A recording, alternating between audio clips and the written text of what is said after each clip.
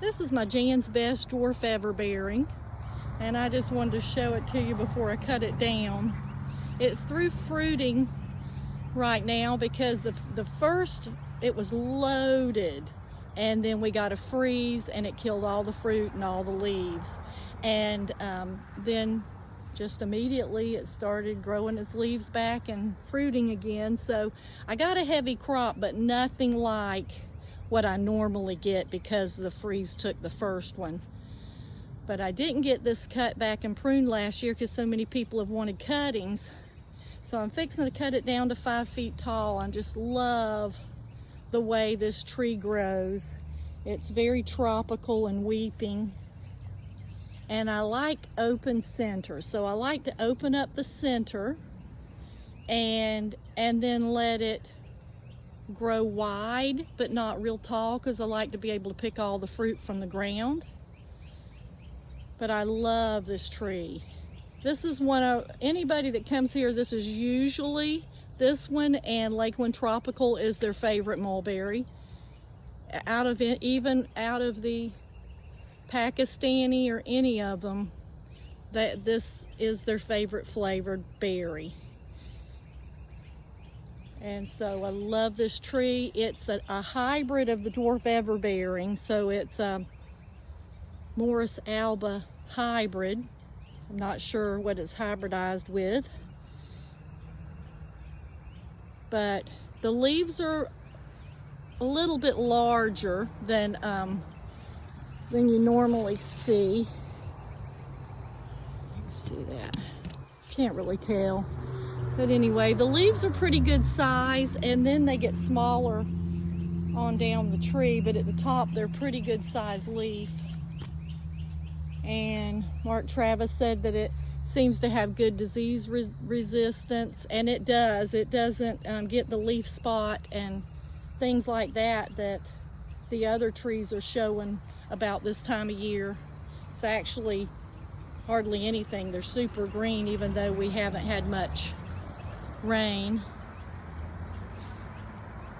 And let's see what else about this. The fruit is about an inch long. If you look at some of my videos, I measured it, and the average last year was about an inch. This year, I would have to say they were a little smaller, and they were about a ½ inch. It just wasn't my normal crop because of losing the first one. So it was really like having the second crop. And so I'll cut it back, and I'll probably get another one. It probably won't be as many as the first. But it loves to weep. It's real tropical. The fruit is delicious.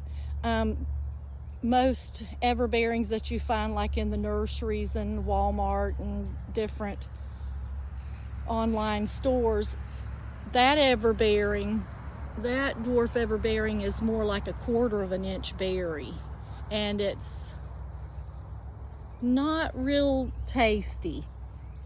And so that's why I sent leaves to Mark Travis, and he tested it, because I was always saying last year that mine was so delicious, and I didn't understand why people didn't love their Everbearings. And that's because mine is different than most of them being sold.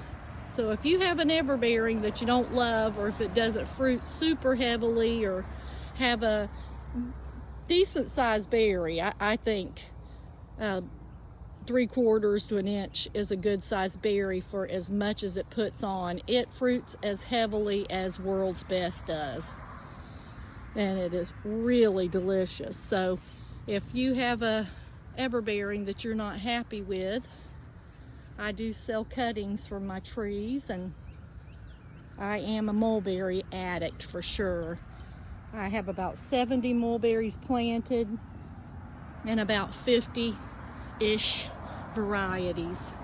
And not all of them at all like it here in Central Florida. A lot of them want more cold hours, so I would say I have about 10 right now that absolutely love it here and do good and taste delicious. And then I have others that grow well, but they just don't fruit.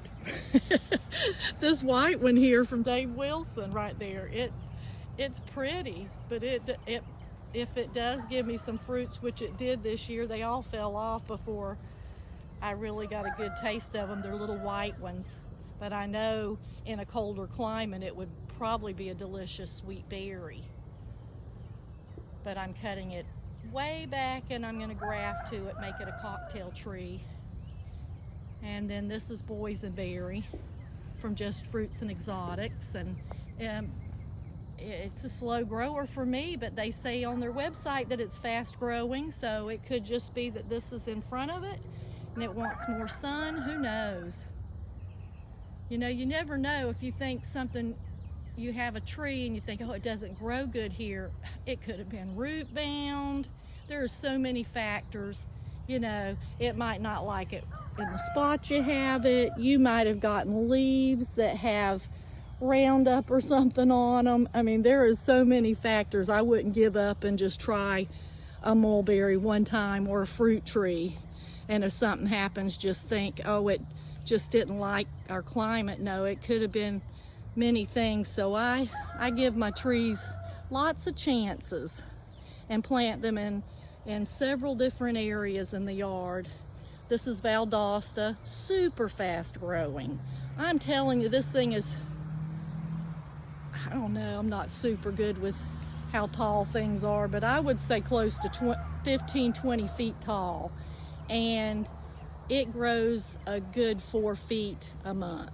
It has. Since it's woke up, it was about 5 feet tall, and now it's 15 or 20. Love this tree, and it's really delicious, and it's pretty too. And then I've got Oscar, and Oscar grows great, but hardly fruits because it wants some more chill hours. So it would be do great in zone 8 or lower. And it's a real pretty tree. All right, have a great day. Plant lots of fruit trees. Central Florida, zone 9B.